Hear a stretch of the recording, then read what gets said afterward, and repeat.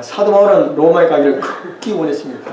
근데 그렇게 열망했던 로마에 가는 어떤 이 사도 바울은 로마 가는 길이 쉽게 열리지 않았습니다. 오히려 가로막혔습니다. 그래서 이 로마에서 복음을 증거하기 위해서 이 로마 교인들에게 그러니까 기도하는 부탁을 했습니다. 그래서 우리가 1절 13절 15절 보시겠습니다. 화면이 있습니다. 시작. 형제들아 이제 나는 너희가 이것을 모르기를 원치 않으니 곧 내가 너희 가운데서 다른 이방인들 가운데서 어떤 열매를 얻기 위해 여러 번 너희에게 가고자 했으나 이제껏 막혔도다. 나는 그리스도인이나 바바리인이나 지혜 있는 자나 지혜 없는 자에게 다 빚진 자입니다. 그러므로 내 안에 있는 분량대로 나는 로마에 있는 너희에게 복음을 선포할 준비가 되었느니라.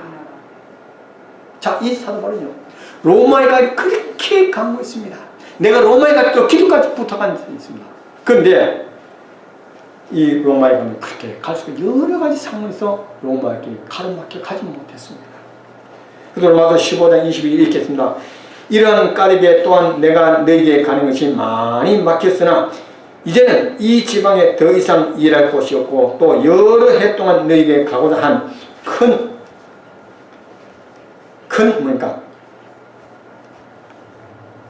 소원이 내게 있어서 언제든지 내가 스페인으로 여행하게 되면 너희에게 가고자 하노라. 만일 내가 언제 너희에게 사귐으로 다소 채워질 수 있다면 나의 여행 중에 너희 보기를 바라고 또 너희가 나를 그에 보내실 줄 바라노라.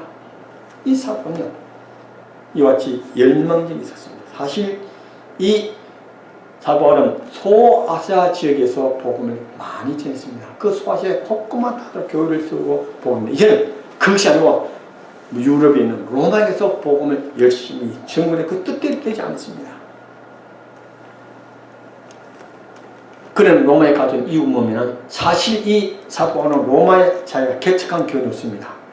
교회를 세우지 않았습니다. 다만 로마 이미 교회에 세우기 때문에 그 교회 성도를 간절히 만나서 저에게 로마부터 핍박하고 어려움을 할당 같은 걸 위로하고 격려하고 싶은 마음에서 로마에 가기를 원했고 또 그 로마에 있으니까 스페인에 가서 복음을 증거하자는 그 일망적인 마음이 있었습니다.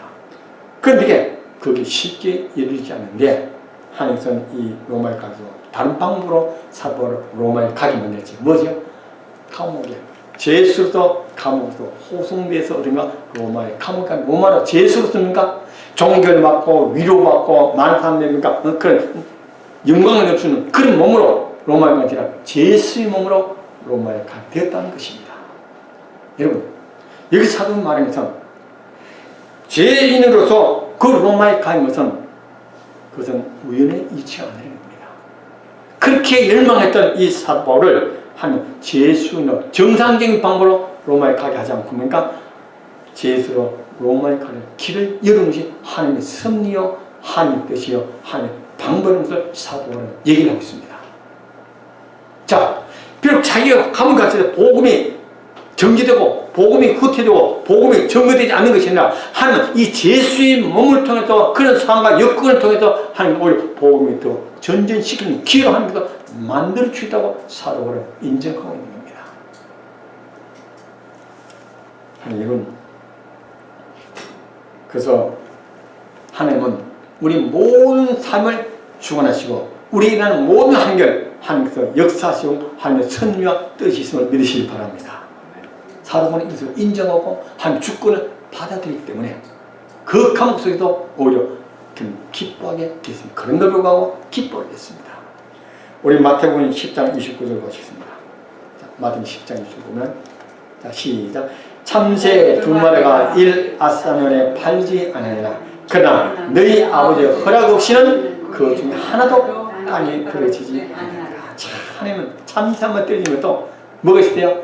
하나님의 섭리와 하나님의 허락이 있으면 떨어진 것처럼 하물며 복음을 증한 이 사도 바울이 그 감옥에 제수님으로 가게 된 것은 누구의 뜻이요?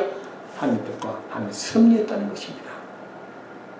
근데 이것은 바울이 갇힌 감옥 어떤 감옥이냐면 황제가 근무하는 그 궁궐 안에서 있는 감옥이었습니다. 그러니까 황제를 보호하는 시위대가 이 사도 바울을 지키게 됐습니다. 다시 말하면 사도는 그게 4명씩 조져서 하루 16명이 왔다 갔다 사도 바울을 지키고 보안 잘했습니다. 그때 올 때마다 사도는 그들에게 뭘 했습니까? 그 감옥에서 복음을 말씀을 막 전파하게 됐습니다. 근데 그 친위대의 그 시위들이 예수를 믿게 됐습니다. 그뿐만 아니라 그들 통해서는 이 소문이 각국 평야가 궁궐 밖에서도 복음이 전해서 예수 믿는 로마의 복음이 전파되기 시작했습니다. 그래서 13절에 그러겠죠. 시작. 그리하여 그 시간에서 내가 결박당한 일이 온 궁궐 안과 다른 모든 것을 통한다. 궁궐 안 밖에서 이 시위들을 통해서 복음이 전부 확산되게 하셨습니다. 그 확산되가 어디까지 했냐? 황제의 친척까지 복음이 전해져 예수 믿게 됐다는 겁니다. 우리 빌립보서 보십니다.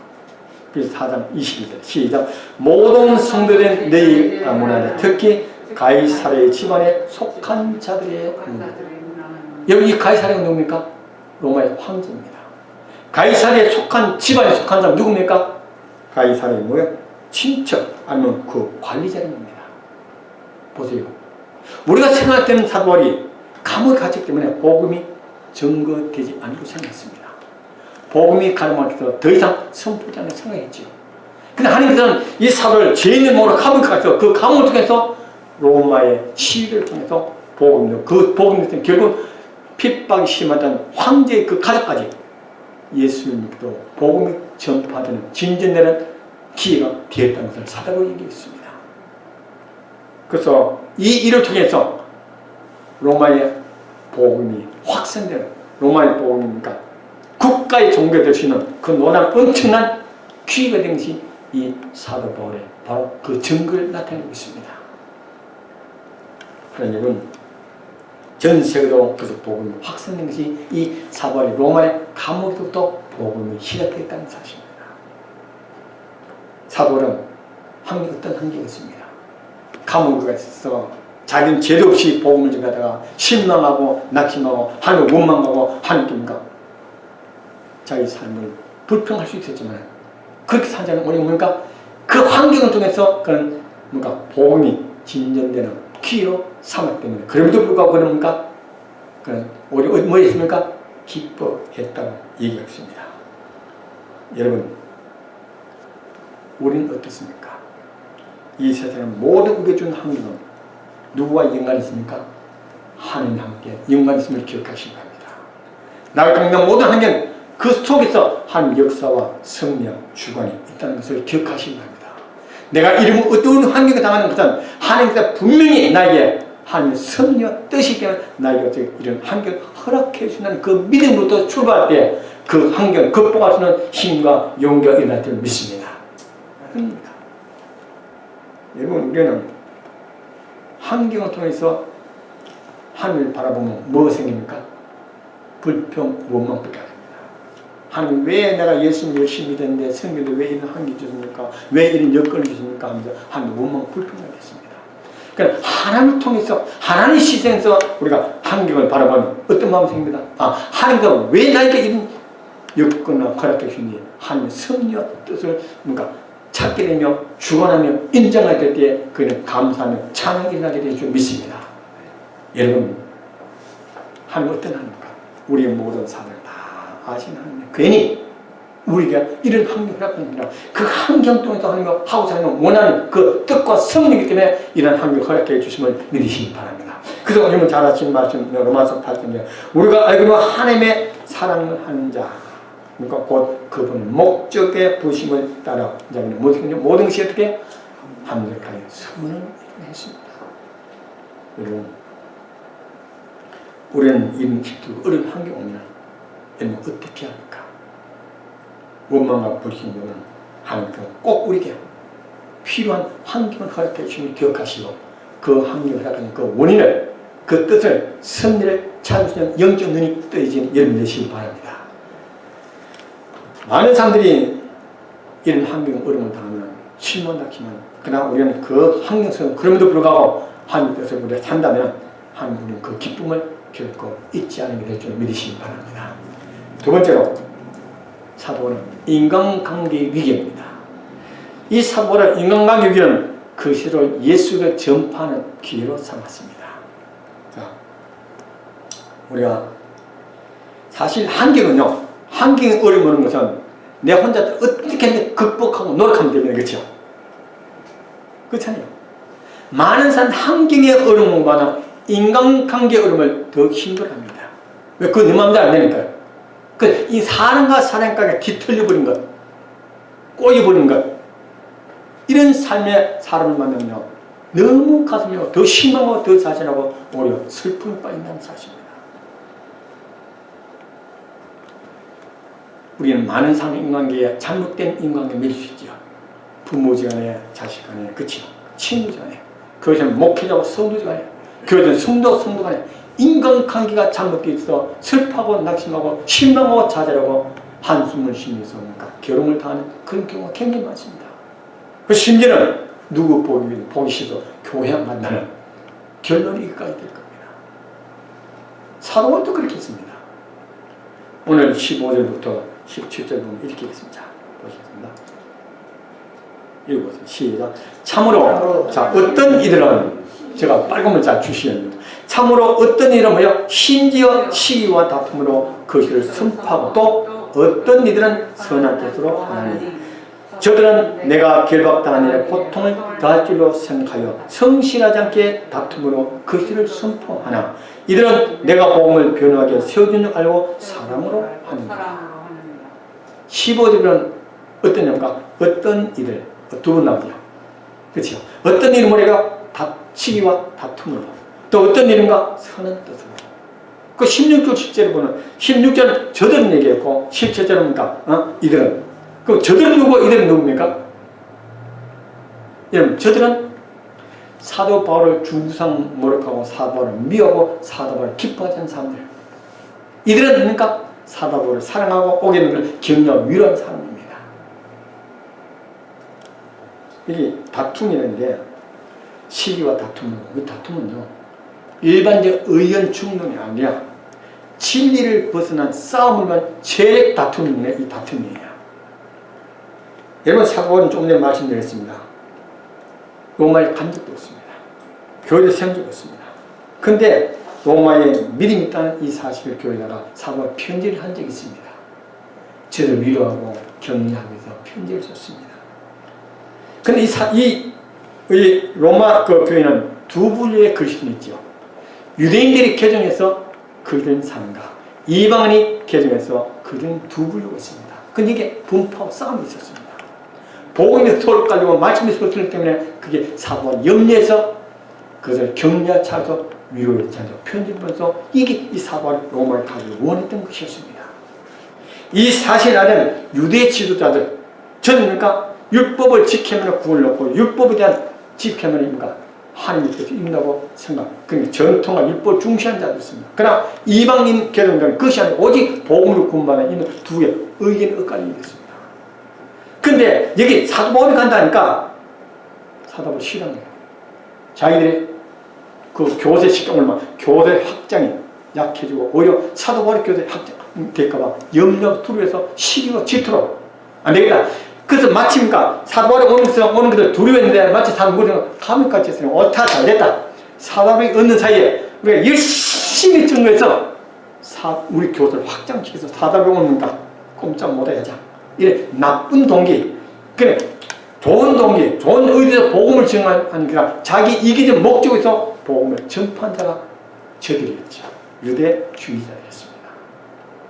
그런데 저는 사도 바울을 중상 모욕하고 사람을 괴롭히고 그러니까 사도권도 인정하지 않고 막 굉장히 괴롭혔거든요. 자, 그런 인간관계 사도도 겪고 있었습니다.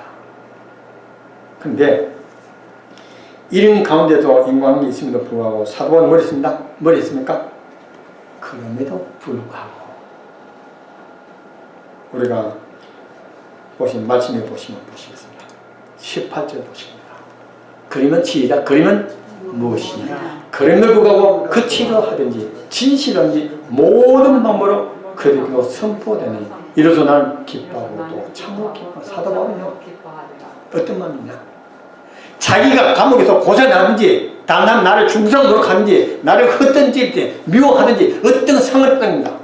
목적이 뭐예요? 예수 그리스도만 전파되면 나는 그들 기뻐했습니다. 자, 자기 상관에 전혀 상관없던 겁니다. 자기 목적과 사명은 복음을 전한 예수 그리스도를 선포하는 게 목적이기 때문에 참모라든지 거시든지 시기라든지 질투는 그 예수 그들만 전파된다면 그는 무슨 뭐일까? 기뻐한다고 얘기했습니다. 참 대단한 사람입니다. 사도는 감정도 없습니까? 사도는 자존심도 없겠어요?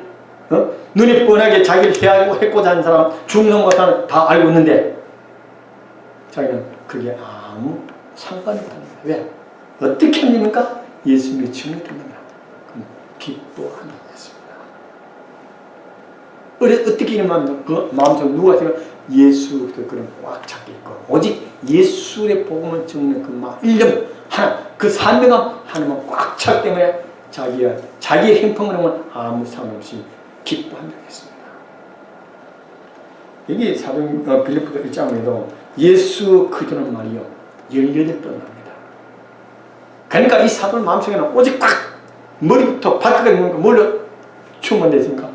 예수 그리스도로 가득 찼다. 그러니까 자기는 어떤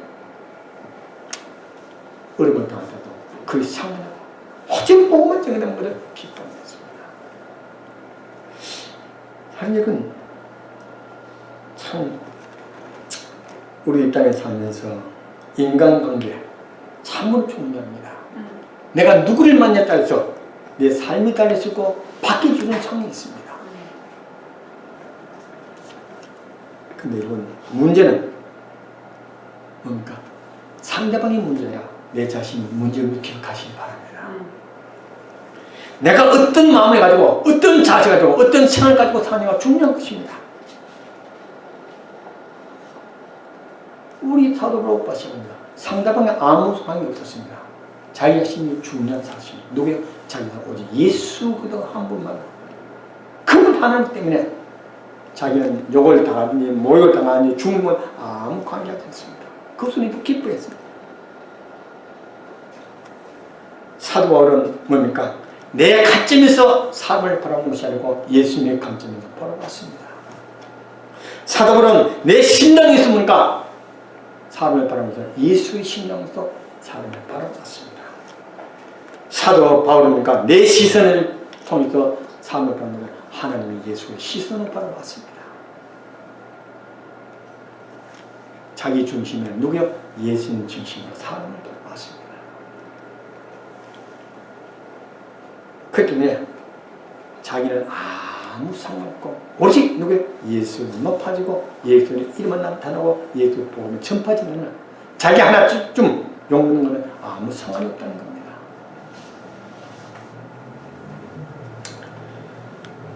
여기 예수님의 제자들도 그렇게 했죠. 예루살렘의 복음을 전할 때 제사장과 서기관들이 다시는 예수의 이름도 말하지 말고 같이만 할 때 저들 뭐라고 했습니까? 사도행전 4장 19절 20절은 하나님의 눈앞에서 너희 말을 듣는 것이 하나님의 말씀을 듣는 것보다 옳은지 너희가 판단하라. 우리가 보고 들은 것은 뭐냐? 말할 수밖에 없느니라. 사람이 둘이서 말하는 것이 아니라 자기의 주진 사명과 복음을 증하면 우리가 말하지 않고는 견딜 수 없다고 얘기해 주고 있습니다. 또한 갈라디아서 1장 10절 보시겠습니다. 시작.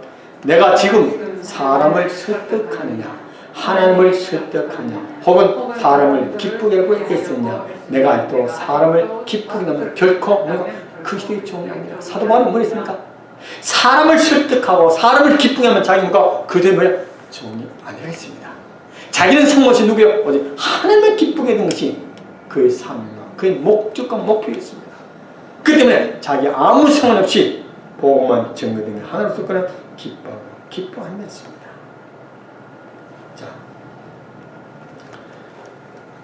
여러분 다윗을 잘 아시죠? 사무엘상 16장에 보시면 다윗이 자기 아들 압살롬이 뭘 했습니까? 쿠데타를 했죠.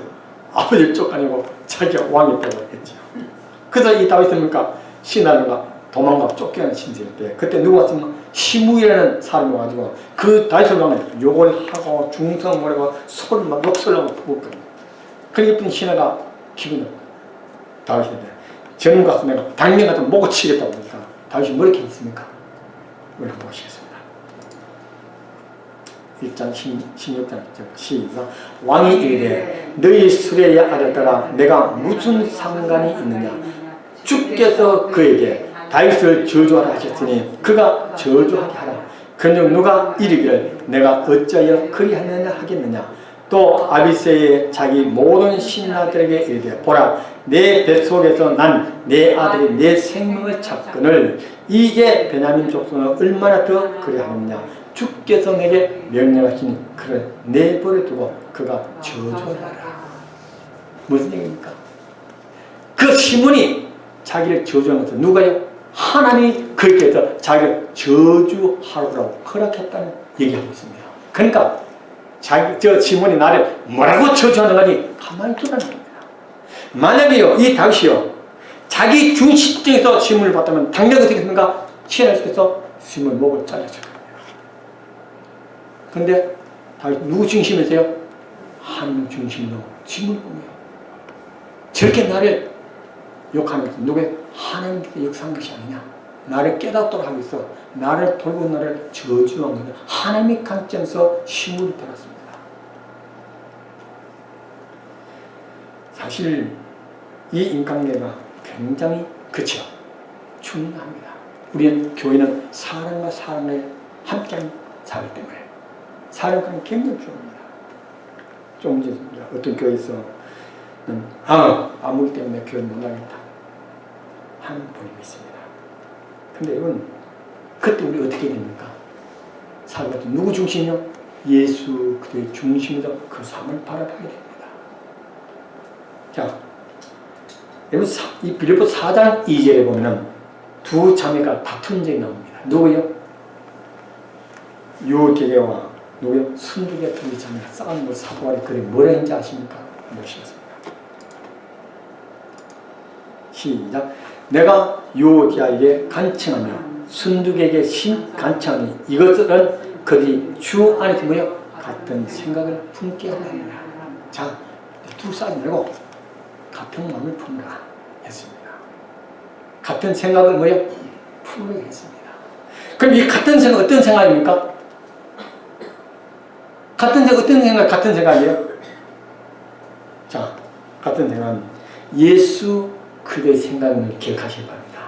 그럼 예수 그리스도의 생각 어떤 생각입니까? 영장시 우리가 빌립보서 2장 6절에서 8절 보십시오. 시작. 그분은 하나님의 형체로 계시므로 하나님과 동등을 강탈로 여기지 않으셨으니 스스로 무명한 자가 되시사 자기를 위해 종의 형체를 취하시고 사람의 모습이 되었으니 사람의 모양으로 나타나서 자기를 낮추고 죽까지 순응하지 그 십자가의 존이라. 그 앞에 보면 너희는 예수의 생각을 품으라 했거든요. 그럼 예수의 생각 뭡니까? 이게 첫째 뭔가 빨간색으로 하나님과 동됨을 취하지 않으시고 종의 형체를 입고서 자기를 낮추시고 그러면 어떤 생각을 하십니까? 우리는 예수님이 하나님의 동등을 취하고 이 땅에 자기 낮추고 사람을 온 것처럼 자기를 완전히 낮추는 삶을 살 때에 인간관계가 잘못되지 않다는 거예요. 자매가 문제일 때, 형제 문제가 때 그게 곧 뭐냐? 자존심 얘기하는 겁니다. 자존심은 나를 교만하게 만들고 자신은 나를 높이게 만들고 자존심은 나를 생각과 나의 어떤 이익을 그러니까 바로 경멸하고 분리시키는 것이 자존심입니다. 내 자신을 예수님 생각처럼 낮추고 종으로서의 성인자의 마음을 자세할 때 우리는 서로의 그 다툼에서 우리를 해결할 수 있다는 사실입니다. 그래서 자존심이 너무 강해서 어떻게 합니까? 나는 아니고 뭐요? 상대방이 먼저 나의 먼저 자신 있고 나를 용서를 구하는 내용입니다. 그건 하나님의 방법이 아니에요. 우리 예수님 뭐 했습니까? 먼저 내가 종이 되고 내가 낮아지고 내가 승릴 때입니까? 그것이 해결된다는 사실입니다. 여러분 우리 특별히 우리 성교회고 성대 자매들 간에요 인간관계 때문에요 우리 교회는 비록 지은 거 큰 교회 가보세요. 뭐 진리가 잘못되고 말씀을 잘못되고 목사님 강의 때문에 그 전부 문제가 있는 문간이요. 이 강강 때문에 교회가 분파되고 분리되는 겁니다. 여러분, 내가 먼저 내 자신을 낮추고 내가 먼저 섬기는 자가 되고 내가 먼저 주님 앞에 내 자신을 돌아보서 주님 앞에 먼저 용서하고 먼저 해결받고 상대를 가서 그것을 건면할 때 그것이 해결될 줄 믿습니다. 먼저 누구예요? 내가 주십니다. 그래서 우리가 말씀이 인이겠죠. 빌립보서 2장 보시 2장 우리가 3절 4절 보시면 자 시작. 어떤 일도 다툼이나 헛된 영감을 하지 말고 오직 겸손한 마음으로 각각 자기보다 남을 더 낮게 여기며 각 사람이 자기 일들만 돌아보고 각 사람이 남의 일들로 돌아보라. 꼭 말씀 기억하시기 바랍니다. 뭐라고요? 자기보다 누구요? 남을 더 낮게 여기며 자기를 돌보면 아니라 남을 돌보라. 이 말은 다른 거 깎고 내지 말고 다른 사람과 단점을 드러내서 불평하지 말고 모든 사람이 뭐냐? 나보다 뭐를 생각합니까? 낫다고 생각하시기 바랍니다. 아, 저분은 나보다 많이 배우고 많이 경고 나보다 미리 넣고 나보다 더 훌륭한 분이다. 그런 마음의 자세를 갈 때에 인간관계가 원만해질 수 있다는 사실입니다. 내가 나보다 낫다 할 때는 그때는 교만한 마음, 그렇죠? 자존심이 생긴다는 겁니다. 오늘 말씀하시는 뭔가 모든 사람 교회 인간관계는요 나보다 낫게 계시는 여러분 되시기 바랍니다. 그때 결론적으로 아 저분이 나보다 낫다 생각하면 자연적으로 나는 어떻게 머리가 숙여질 줄 믿습니다. 그렇죠? 네, 그런 삶을 살아야 됩니다. 그러면 인간관계에서 우리가 그럼에도 불구하고 인간관계 나쁘다 할지도 그럼에도 불구하고 기뻐할 줄 믿습니다. 마지막으로 우리 은혜자매님 벌써 반주하고 있는데 시간 다 됩니다. 네 번째는 생사의 위기는 그도 함께하는 기회다. 자, 사람이 사는 것에서 제일 중요한 건 뭔가 우리가 생사이야. 죽고 사는 문제지요. 그렇죠? 여기 사도 바울은요. 그도 감옥에 갇힐 때 지금 언제 사형 선고될지 모르는 그 죽음의 위기에 놓여졌습니다. 근데 이 사도 바울은요. 죽음이 자기 삶을 좌우하지 않습니다. 뭘 변제하십니까? 자, 보시고요. 자, 2절, 20절. 시작. 나의 간절한 기도와 소망을 따라 내가 아무 일인지 부끄러워하지 않고 항상 그랬더니 지금도 온전히 담대어 살든지 죽든지 내 몸에서 그들을 높이고자 하나니 내게는 사는 것이 그리스도요 죽는 것이 이득이나 떠나서 그리스도와 함께 있기를 바라고 내가 둘 사이에 끼어내라 그것이 훨씬 좋으나. 사도가 뭡니까? 사는 것도 뭡니까? 괜찮고 죽는 것도 괜찮다는 거예요. 왜? 삶은 뭡니까? 자기 맡긴 사회가 열심히 감당할 수 있고 하나님 영광 돌릴 수 있고 죽으면 우리 하나님 앞에 갈 수 있다는 거예요. 그 살고 죽는 것은 이 사도가 아무 문제가 되지 않았습니다. 왜? 많은 사람들이요. 자, 당연히 왜 사십니까? 물어보면 뭐라 합니까? 우리 정리에 왜 사십니까? 우리 관계 왜 살아요? 다 이렇게 합니다. 아이고, 하나님 인간을 위해서 살지, 이렇게 하죠. 하나님 인간을 위해서. 맞습니다, 그렇죠?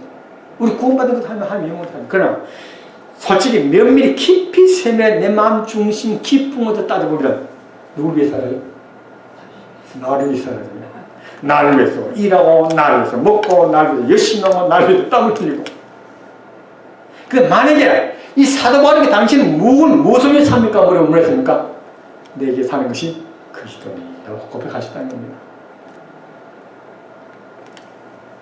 자, 사도 바울은 그 24절에 그럼에도 불구하고 사실 사도 바울은요 두 살 끼었다. 뭐 죽고 사는 사이 끼었고 하나는 예수님과 빌보교에 차있다는 거예요. 자, 죽으면 뭡니까? 주와 함께 오래 살지만은 그러니까 자기 사는 것은 빌보교의 성도들 많은 유익이 있다면 죽고 사는 상관이 있다는 겁니다.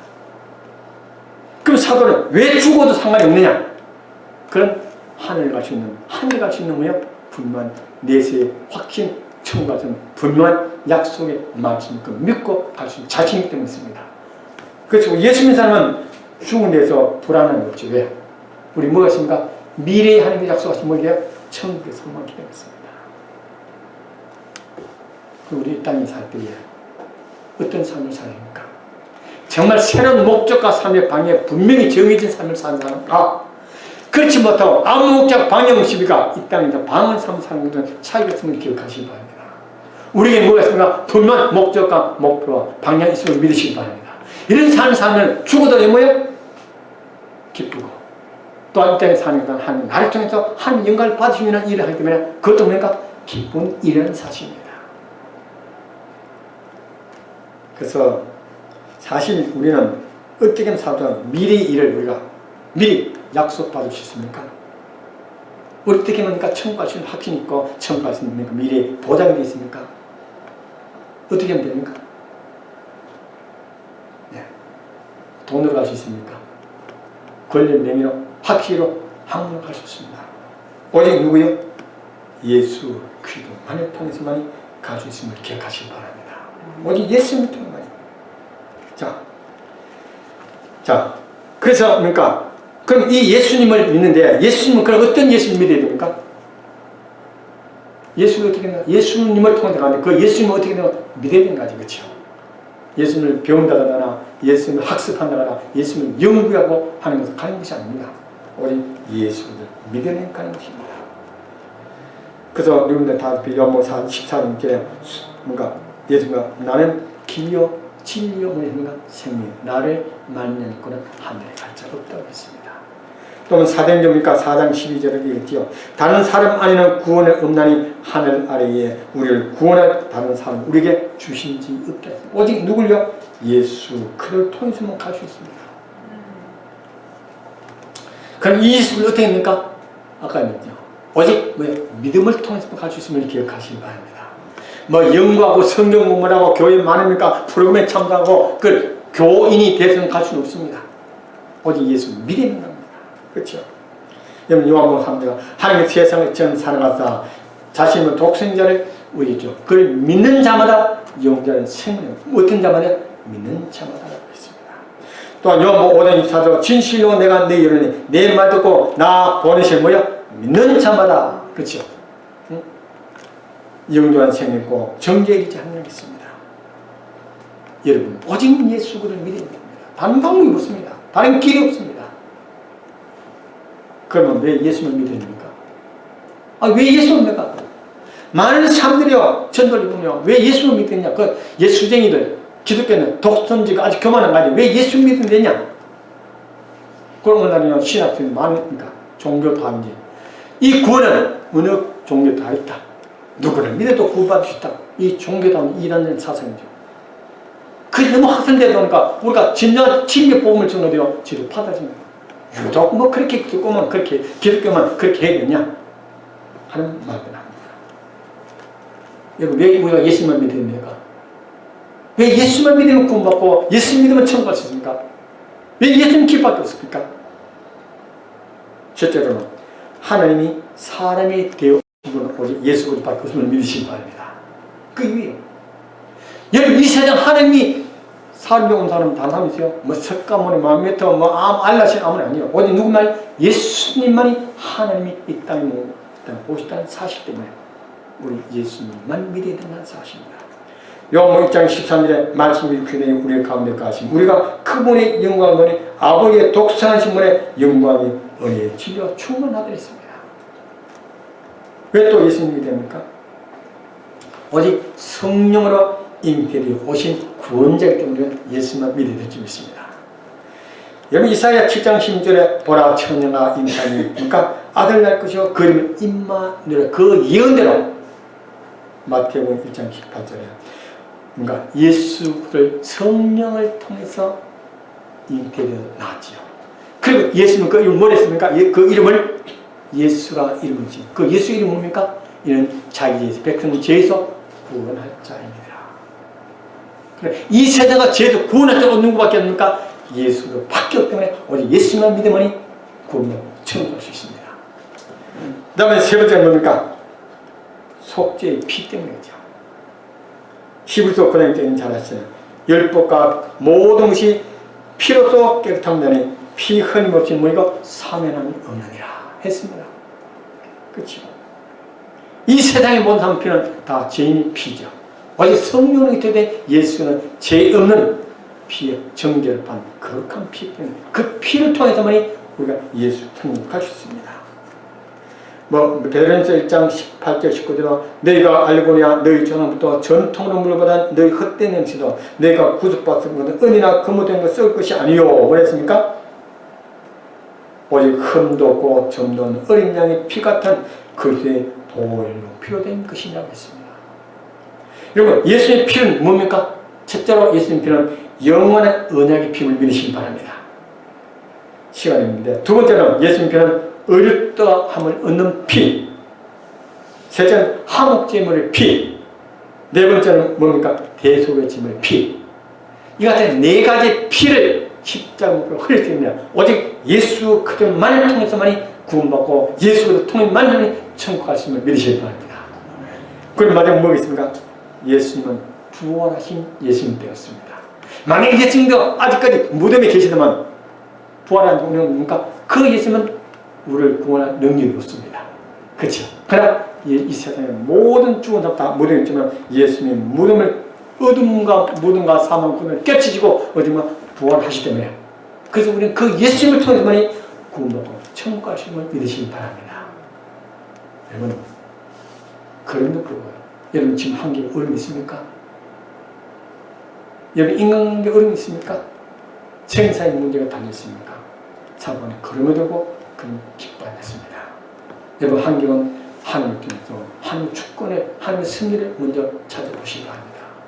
인간관계 때문에 먼저 나 자신을 보고 내가 먼저 성기를 나보고 맡기는 마음을 가질게 인간관계 회복될 수 있습니다.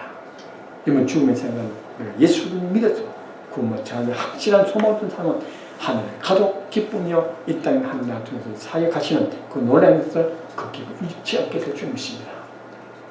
여러분 그럼에도 여러분 정말로 감사할 조건이 없음에도 불구하고 감사하시기 바랍니다. 순종할 수 없는 여건에도 그럼에도 불구하고 순종하는 여러분이 되시기 바랍니다. 어려움이 있음보다 그 어려움을 통해서 한 영광 돌리는 그런 삶을 살아갈 때에 우리의 삶을 느껴지고 하는 영광이 되는 삶이 되실 줄 믿습니다. 다시 기도하겠습니다. 아버지 하나님 사도 바울은 그럼에도 불구하고 단을 상해서 우리의 기쁨을 잃지 않는 이유를 말씀해 주셨습니다. 아버지 우리들 땅의 삶에서 사도처럼 환경의 어려움, 인간관계 이런 생사의 죽음 어려움 있을 때마다 사도 말씀 그럼에도 불구하고 하나님을 의지하고 예수를 통해서만 아버지 노래 기쁨을 상실하지 않는 우리 사도 형제자매들에게 도와주시옵소서. 감사하며 예수님 이름으로 기도드렸습니다. 아멘.